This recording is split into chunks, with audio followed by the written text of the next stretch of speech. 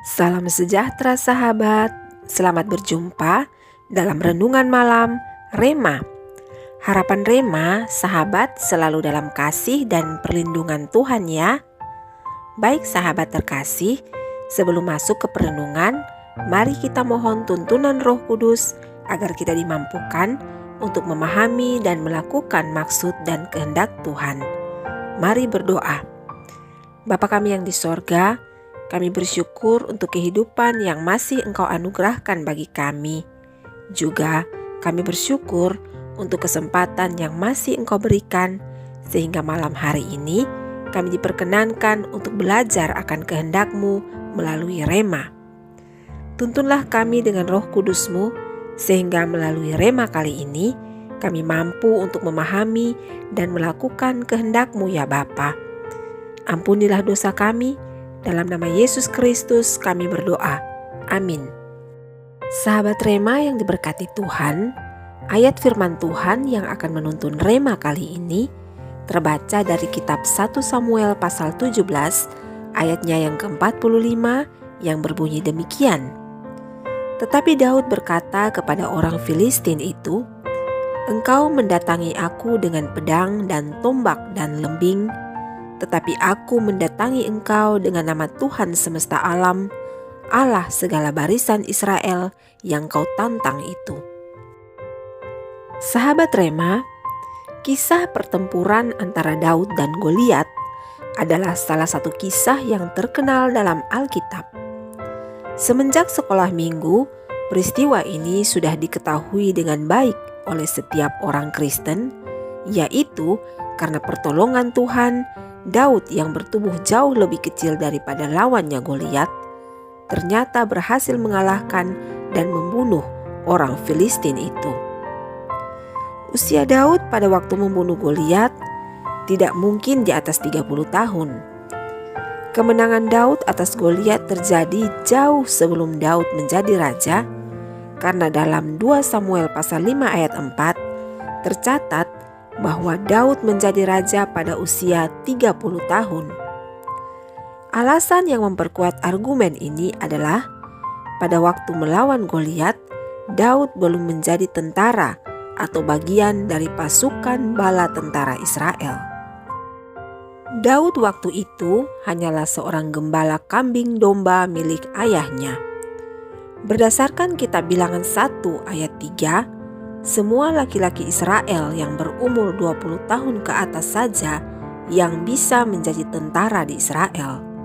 Sementara pada waktu Daud melawan Goliat, ketiga kakaknya yaitu Eliab, Abinadab dan Syama sudah menjadi tentara, sebagaimana tercatat dalam 1 Samuel 17 ayat yang ke-13.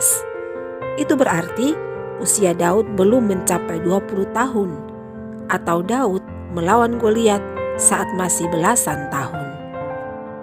Sahabat Rema terkasih, perbandingan postur tubuh Daud dan Goliat sangat jauh, sehingga menurut pandangan semua tentara Filistin dan tentara Israel, Daud tidak mungkin mengalahkan Goliat. Namun apa yang dilihat oleh manusia tidak seperti yang Allah lihat, karena manusia melihat yang kelihatan, tetapi Allah lebih tertarik dan melihat yang tidak kelihatan. Allah sangat tertarik dengan orisinalitas hati dan pikiran Daud yang sungguh-sungguh mengandalkan Allah, tanpa terpengaruh sedikit pun dengan situasi di sekelilingnya, termasuk Goliat, si raksasa Filistin yang dianggap sebagai masalah besar oleh pasukan Israel. Sahabat, sebagaimana Daud, kita pasti pernah atau mungkin sementara menghadapi masalah besar atau masalah raksasa dalam kehidupan. Bahkan saking besarnya masalah itu, sehingga membuat kita kehilangan damai sejahtera, menjadi putus asa atau bahkan menyerah. Memang tidak seperti Goliat yang harus dihadapi secara langsung, tetapi harus dihadapi dengan proses. Dan proses itu adalah pergumulan yang harus dijalani. Apapun masalah raksasa yang dihadapi, belajarlah dari Daud, yaitu jangan menyerah. Jangan membelakangi persoalan, tetapi hadapilah. Senjata utama Daud adalah iman yang berserah sepenuhnya pada pertolongan Allah yang membawanya kepada kemenangan. Sahabat Rema yang diberkati Tuhan, pandangan Daud tidak terfokus pada besarnya raksasa Goliat yang ada di hadapannya. Namun pandangannya lebih difokuskan kepada kebesaran Allah yang sanggup melepaskan dia dari raksasa apapun yang ada di dunia. Sahabat, hari-hari ini masalah sebesar apapun yang kau hadapi, janganlah geserkan fokusmu dari Allah kepada masalah itu. Tetap pandanglah Allah dengan iman yang penuh, karena hanya Allah saja yang sanggup melepaskan kita dari besarnya masalah apapun yang menghimpit, plus kelegaan dan kemenangan yang sejati. Bukalah hati dan terimalah, serta biarkan Dia yang membereskannya bagimu. Hadapilah dengan penuh iman kepada Allah di dalam Yesus Kristus, sambil berkata, sebesar apapun masalahku, tidak akan sanggup menyamai kebesaran Tuhan dan Juru Selamatku, Yesus Kristus. Sahabat, mari berdoa. Bapa kami yang di sorga, terima kasih untuk Rema saat ini. Jadikanlah kami seperti Daud yang sanggup menghadapi raksasa-raksasa dalam dunia ini. Tuntunlah hidup kami dengan Roh Kudus-Mu agar fokus kami hanya kepadamu. Dalam nama Yesus Kristus kami berdoa. Amin.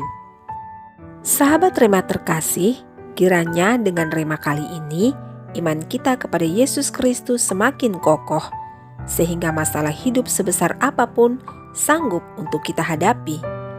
Ingatlah selalu bahwa roh yang ada di dalam diri kita lebih besar daripada roh yang ada di dalam dunia ini. Terima kasih untuk kebersamaan malam ini. Atas perkenanan Tuhan, kita pasti akan kembali bersama pada Rema selanjutnya. Selamat beristirahat sahabat. Penyertaan Kristus yang sempurna selalu ada bagi kita. Shalom.